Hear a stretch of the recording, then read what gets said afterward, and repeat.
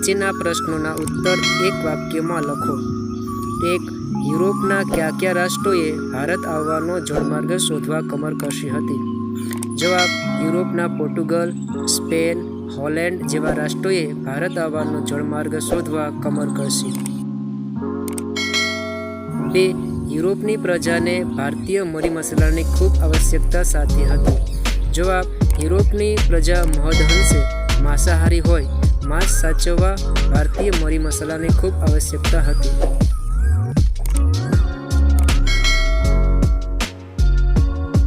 3.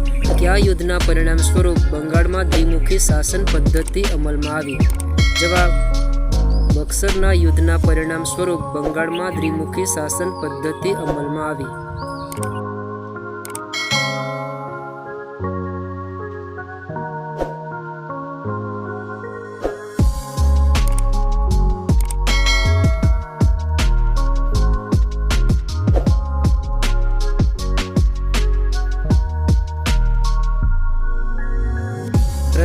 1.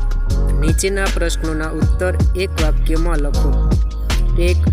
યુરોપના કયા કયા રાષ્ટ્રોએ ભારત આવવાનો જળમાર્ગ શોધવા કમર કસી હતી? જવાબ: યુરોપના પોર્ટુગલ, સ્પેન, હોલેન્ડ જેવા રાષ્ટ્રોએ ભારત આવવાનો જળમાર્ગ શોધવા કમર કસી.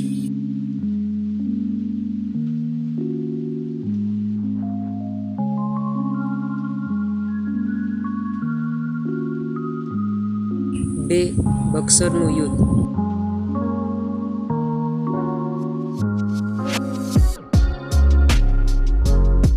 જવાબ: બંગાળના નવાબ મીર કાસિમે અવધના નવાબ અને મુઘલ સમ્રાટ સાથે મળી અંગ્રેજોને ભારતની બહાર હાંકી કાઢવા માટેની યોજના બનાવી. આ ત્રણેયની સેના 50,000 જેટલા સૈનિકોને બનેલી હતી, જ્યારે કંપનીની સેના 7,072ની હતી.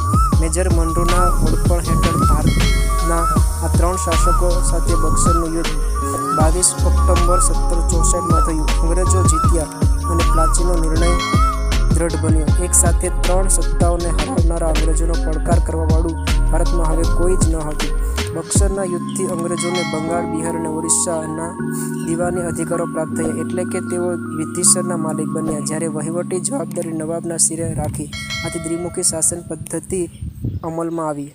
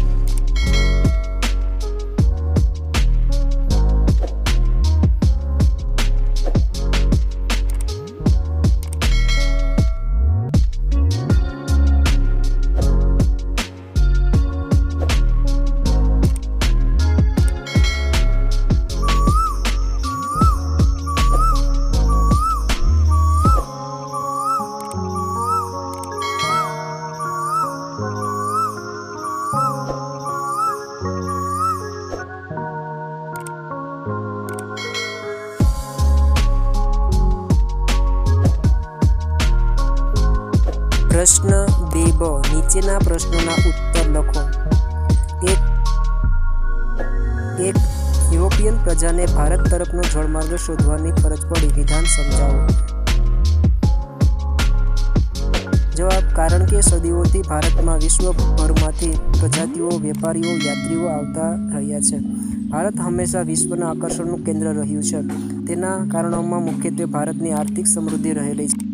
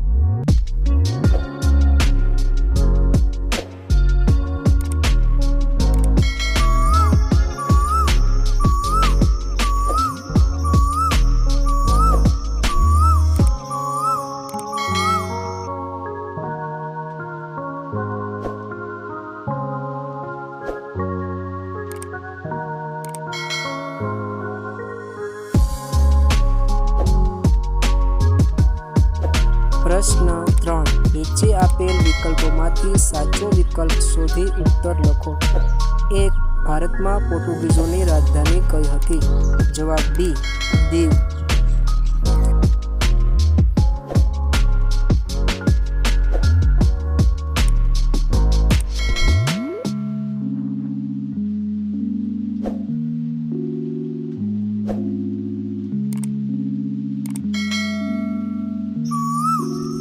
3.